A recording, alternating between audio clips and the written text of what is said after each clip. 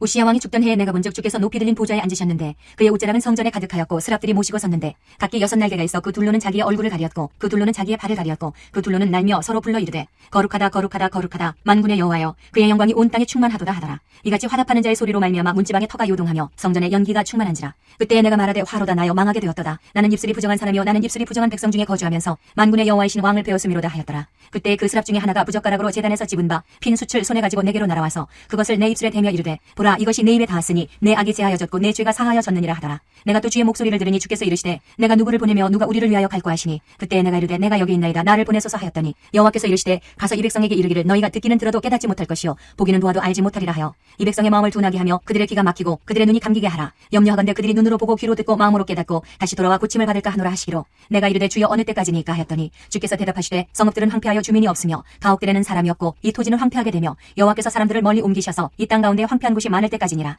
그중에 10분의 1이 아직 남아있을지라도 이것도 황폐하게 될 것이나 밤나무와 상수리나무가 배임을 당하여도 그 그루터기는 남아있는 것 같이 거룩한 씨가 이 땅의 그루터기니라 하시더라.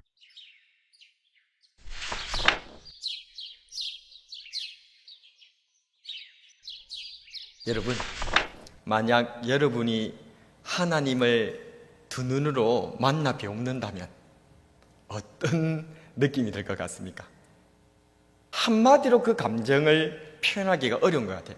여러 가지 감정, 놀람의 감정, 두려움의 감정, 또 감사의 감정, 또 기쁨의 감정, 이런 것들이 그냥 뒤엉켜가지고 그냥 눈물이 막 터져나지 않을까, 그런 생각들을 한번 해보게 됩니다. 여러분들은 어떻습니까? 여러분들은 하나님을 두 눈으로 한번 만나 배우면 어떨 것 같습니까?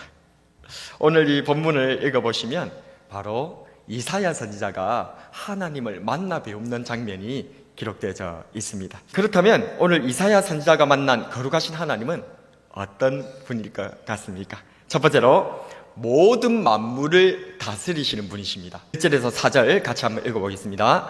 우시야 왕이 죽던 해에 내가 본즉 주께서 높이 들린 보좌에 앉으셨는데 그 옷자락은 성전에 가득하였고 스랍들이 모시고 섰는데 각기 6날개가 있어 그 둘로는 자기의 얼굴을 가리었고 그 둘로는 자기의 발을 가리었고 그 둘로는 날며 서로 불러 이르되 거룩하다 거룩하다 거룩하다 만군의 여호와여 그의 영광이 온 땅에 충만하도다 하더라.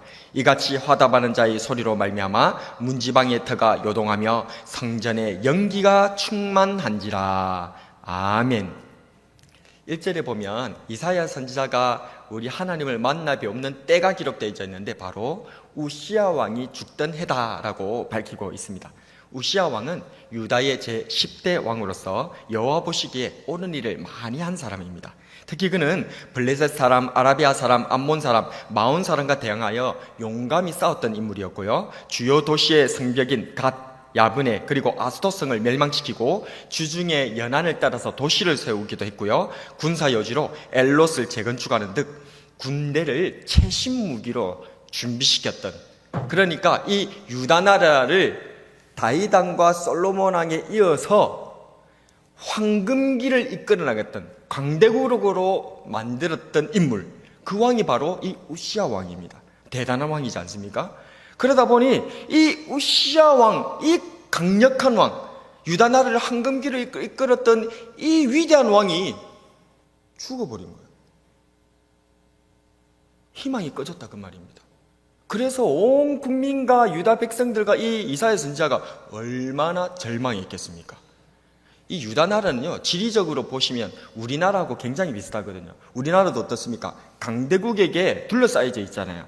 마찬가지로 유다 나라도 위쪽과 아래쪽에 메소포타미아를 지배하는 아수르나 아니면 바벨론, 후에 바벨론이 일어나고요. 또 아래쪽에는 전통적 강자였던 그러한 이집트가 그렇게 존재하고 있었습니다. 그러니까 항상 전쟁이 끊이지 않는, 항상 그 침탈이 끊이지 않는 그런 나라거든요. 그럴 때 우시야 왕과 같은 강력한 왕이 나타나가지고 그렇게 군사를 재정비하고 나라를 정벌 하면서 나아가니까 얼마나 좋았겠어요. 근데 그 왕이 죽어버렸다 그 말입니다. 그러니 절망과 비통함이 가득 차 있는 그런 때에 이 이사야 선지자도 그런 답답한 마음, 그런 절망적인 마음을 가지고 하나님의 성전에 나아가 기도하였던 것입니다. 근데 그렇게 기도할 때에 지금 누가 나타나신 것입니까? 바로 거룩하신 하나님께서 나타나 보여주셨던 것입니다. 우리 하나님은 어떤 분이셨습니까? 그의 눈에 비친 우리 하나님은 높이 들린 보좌에 앉으신 옷자락이 성전에 가득하시고 스랍 천사들이 모셨었는데 연신 고백하기를 거룩하다 거룩하다 거룩하다 만군의 여호와여 그의 영광이 온 땅에 충만하도다 라고 찬양하고 있는 그 만군의 여호와 거룩하신 하나님을 만나 배우게 되었던 것입니다. 여기서 스랍 천사들은 하나님을 거룩하다 거룩하다 거룩하다 라고 하나님의 거룩하심을 반복해서 찬양하고 있습니다. 이사야서에서 하나님을 자주 이스라엘의 거룩하신 분이시다 라고 부르는데요, 무려 이사야서에만 26번이나 하나님을 거룩하신 분이다 라고 소개를 하고 있습니다. 그렇다면 하나님께서 보좌에 앉으신 거룩한 왕이시다라는 이 말의 뜻이 대체 무엇일까요? 대체 이사야 선지자는 하나님을 거룩하신 분으로 그렇게 무려 26번이나 소개를 하고 있는데, 그리고 이 스랍 천사들이 하나님을 거룩하다 거룩하다 거룩하다 반복해서 계속해서 강조하면서 소개를 하고 계시는데, 이 하나님께서 거룩하시다라고 하는 이 말이, 이 이사야가 우리들에게 얘기해 주는 이 하나님이 어떤 분이시다라는 것일까요? 그것은 바로 온 만물에 대해 하나님께서 왕이시다, 그 뜻입니다. 뭐라고요? 온 만물, 우주 만물에 대해서 누가 왕이시다? 하나님께서 유일한 왕이시다, 그는 뜻을 내포하고 있습니다. 죽은 우상이나 죽을 수밖에 없는 인생이나 사랑과는 구별되는 영원히 살아계신 참신, 그분이 바로 거룩하신 하나님이신 줄로 믿습니다. 사람들은 위대한 다윗 왕이나 솔로몬, 아니면 걸출한 이 우시아 왕이 유다를 황금기로 이끌어내었다라고 생각하지 하고, 이런 지도자가 없거나 죽어버리면 나라가 망하고 인생이 끝나는 것처럼 절망하곤 하지만, 죽은 우상이나 죽을 수밖에 없는 인생이 유다의 왕이 아니라 온 우주와 만물의 주관자이신 영원히 살아계신 거룩하신 하나님께서 우리의 왕이시란 사실을 믿으시기를 바랍니다. 거룩하신 하나님께서는 모든 만물의 왕이십니다. 높은 보좌에 앉으셔서 성전을 가득 채우시고 온 땅을 다스리시는 영원하신 왕이 우리가 믿는 우리 아버지, 우리의 왕이신 줄로 믿으시면 아멘 하시기 바랍니다. 거룩하신 하나님은 어떤 분이십니까? 두 번째로, 거룩하게 하시고 거룩을 원하시는 분이십니다. 5절에서 7절을 같이 읽어보겠습니다. 시작. 그때에 내가 말하되 화로다 나여 망하게 되었도다. 나는 입술이 부정한 사람이요 나는 입술이 부정한 백성 중에 거주하면서 만군의 여호와이신 왕을 베었음이로다 하였더라. 때에 그 스랍 중에 하나가 부젓가락으로 제단에서 짚은 바 핀 숯을 손에 가지고 내게로 날아와서 그것을 내 입술에 대며 이르되 보라, 이것이 내 입에 닿았으니 내 악이 제하여졌고 내 죄가 사하여졌느니라 하더라. 아멘. 이사야 선지자가 거룩하신 왕 하나님을 만나 뵈었을 때 그는 기쁨으로 환호성을 지르지 않았습니다. 도리어 화로다 나여 망하게 되었도다, 정반대적인, 우리는 일반적으로 하나님을 만나 배우면 얼마나 기쁘고 즐겁고 너무 대단하다 그렇게 깜짝 놀라면서 환영할 것 아니겠습니까? 그런데 이사야 선지자는 하나님을 만나 배웠고 거룩하신 하나님 앞에 서니까 기쁨의 환호성은커녕 도리어 정반대로 자신이 망하게 되었다고, 나는 죽게 되었다라고 그렇게 고백하였던 것입니다. 자신의 죄를 고백하고 처절한 회개를 했던 것이죠. 이는 주님을 만나 배웠던 베드로에게도 나타났던 현상입니다. 누가복음 5장에 보면 주님을 만난 후에도 다시 고기 잡으러 고향으로 돌아가 버렸던 베드로를 주님께서 찾아오신 장면이 기록되어 있는데요, 깊은 데로 가서 그물을 내려 고기를 잡아라 라고 하시는 주님의 말씀에 이 베드로가 순종했을 때에 그물이 찢어지며 두 배가 잠길 정도로 감당할 수 없는 소위 물고기 벼락, 우리는 돈벼락 맞기를 원하잖아요. 그런데 이 베드로가 무슨 벼락을 맞은 거야? 물고기 벼락을 맞아버린 거예요. 왜요? 베드로는 예수님을 만나도 그 물고기 잡고 싶어서 돈이 생각나서 다시 집으로 돌아왔거든요. 그런데 우리 예수님께서 베드로 찾아와 갖고 어떻게 한 겁니까? 니 그래 돈이 좋나? 돈벼락 안 맞아봐라 하고 그냥 돈벼락을 그냥 줘버린 거예요. 그러니까 이 베드로가 어떻게 하는 건가? 그 뒤에 주님 앞에 무릎 앞에 엎드려서 주여 저는 죄인이로소이다 나를 떠나소서라고 얘기했던 것입니다.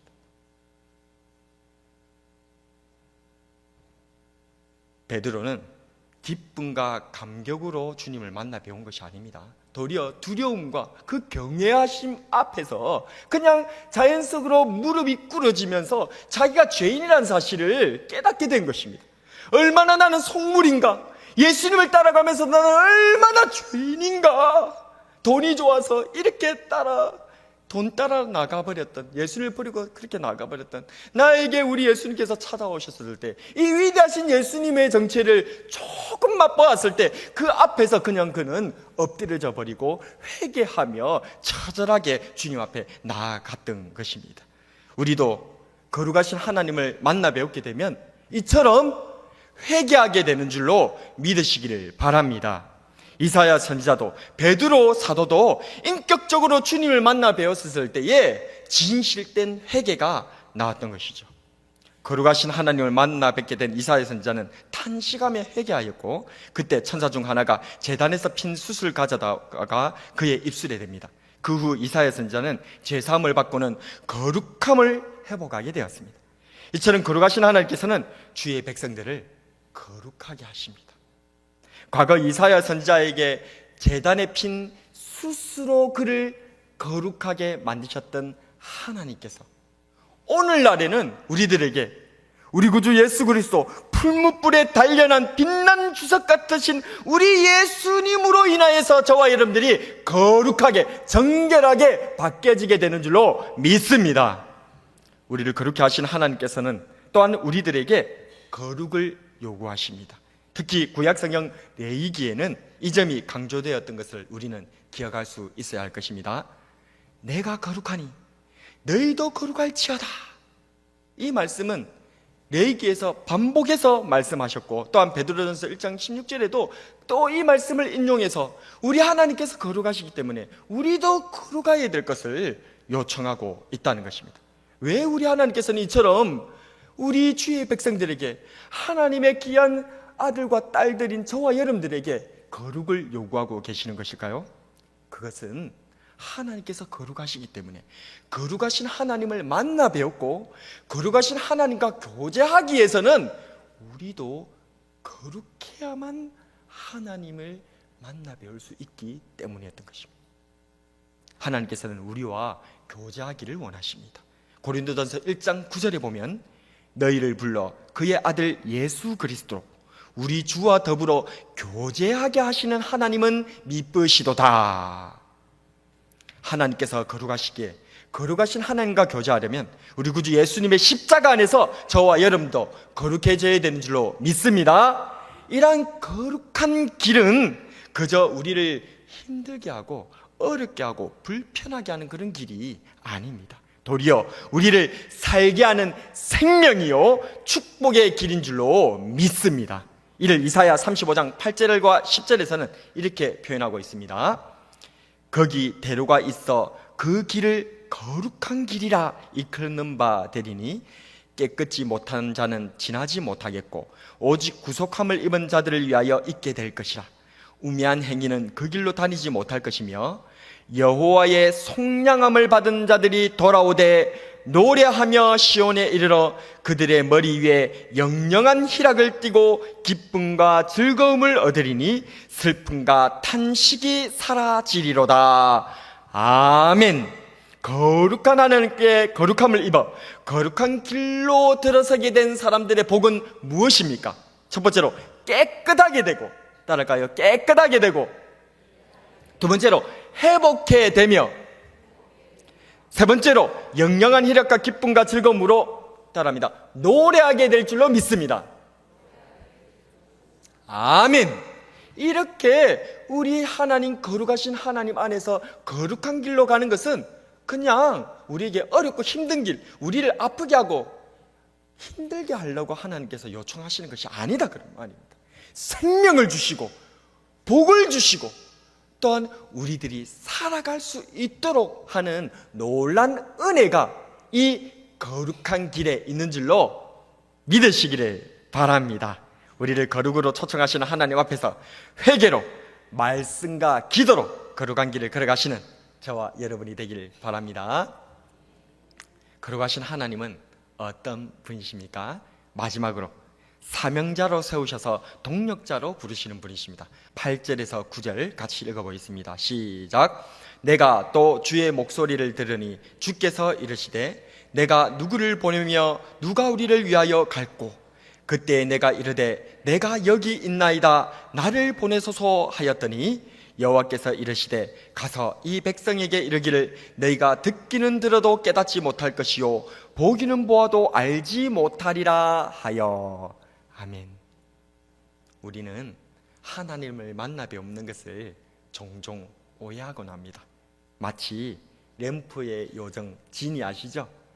슥싹슥싹 문지르면 뿅 하고 나타나가지고 주인님 무엇을 도와드릴까요? 어떤 소원을 이루어줄까요? 뭐 이런 거 있지 않습니까?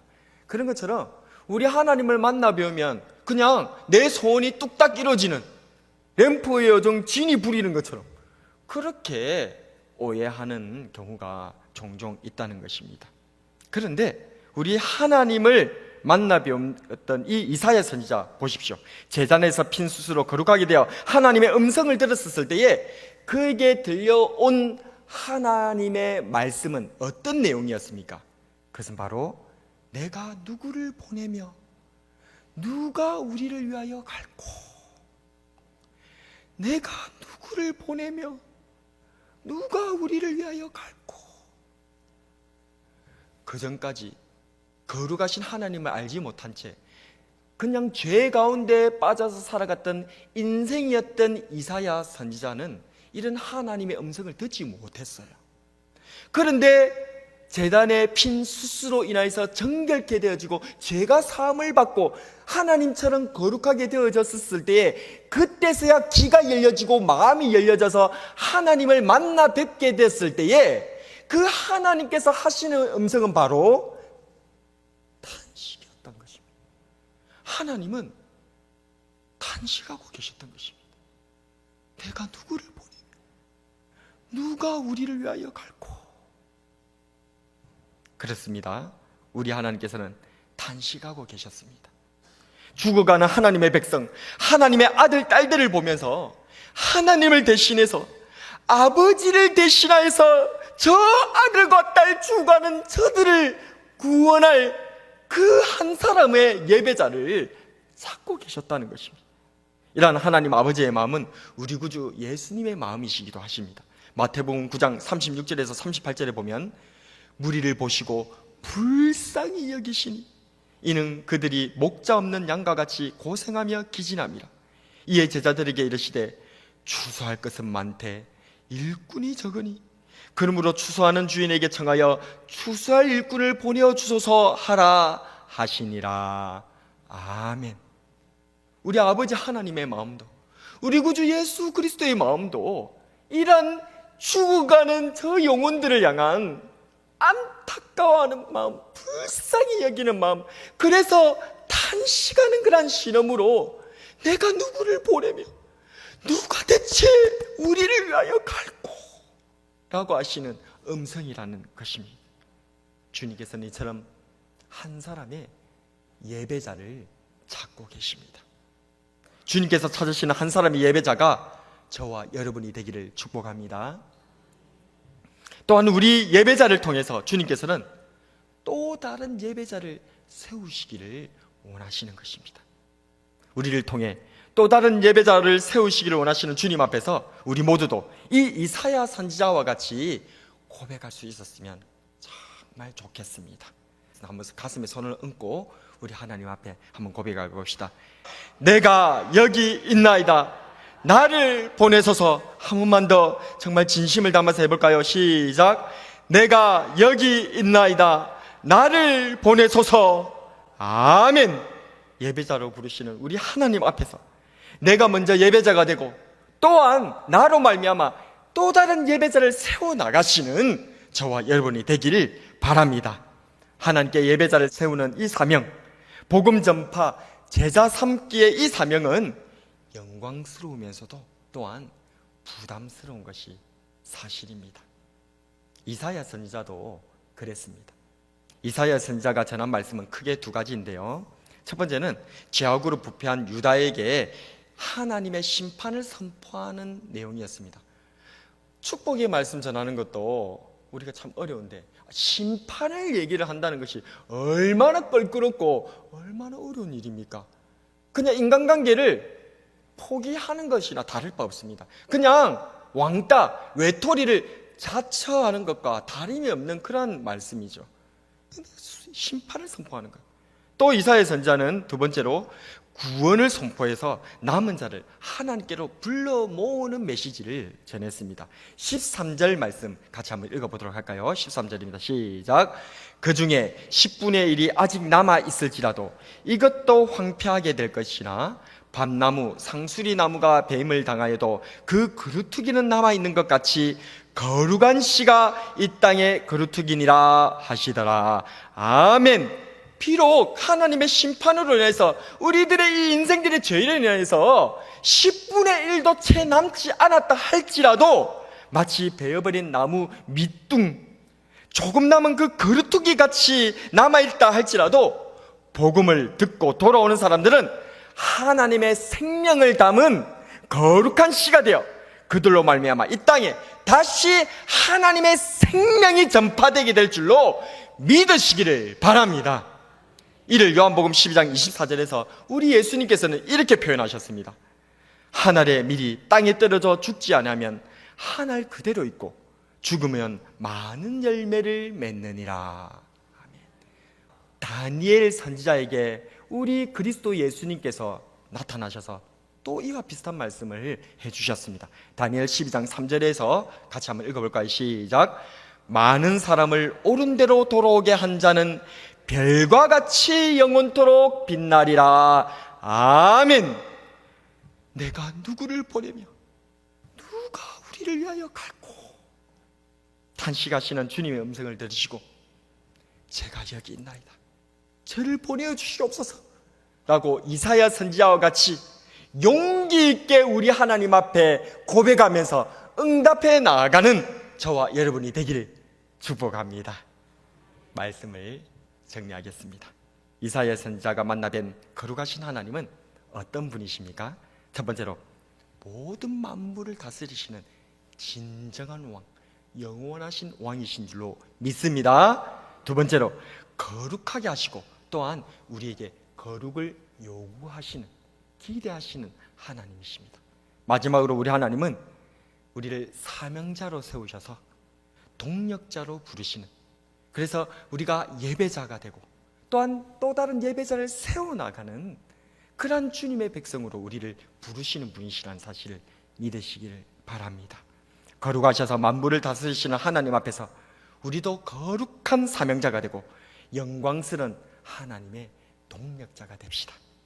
너무나 제약이 판을 치고 교회의 이미지가 땅에 떨어져 있는 이런 때에 복음을 전하는 것은 정말 두렵기도 하고 조심스럽기도 합니다. 그러나 내가 누구를 보내며 누가 우리를 위하여 갈고, 우리 하나님께서 그걸 모르시는 것이 아니에요. 우리의 이 복음 전할 수 없는 처지를 모르시는 것이 아닙니다. 그러기 때문에 더욱 탄식하시는 겁니다. 이런 때에 누가 내가 누구를 보내며 누가 우리를 위하여 갈고 라고 주님께서는 탄식하고 계시는 것입니다. 이제 주님의 이 탄식을 나에게 하시는 탄식으로 이제 영의 눈이 열려지고 거룩한 주의 백성이 되어셔서 이 귀가 열려져서 주님의 탄식 소리에 제가 여기 있나이다, 제가 한번 가보겠습니다, 제가 예배자가 되고 예배자를 세워나가겠습니다 라고 결단하면서 주님 앞에 서나가시는 저와 여러분이 되길 주님의 이름으로 축복합니다.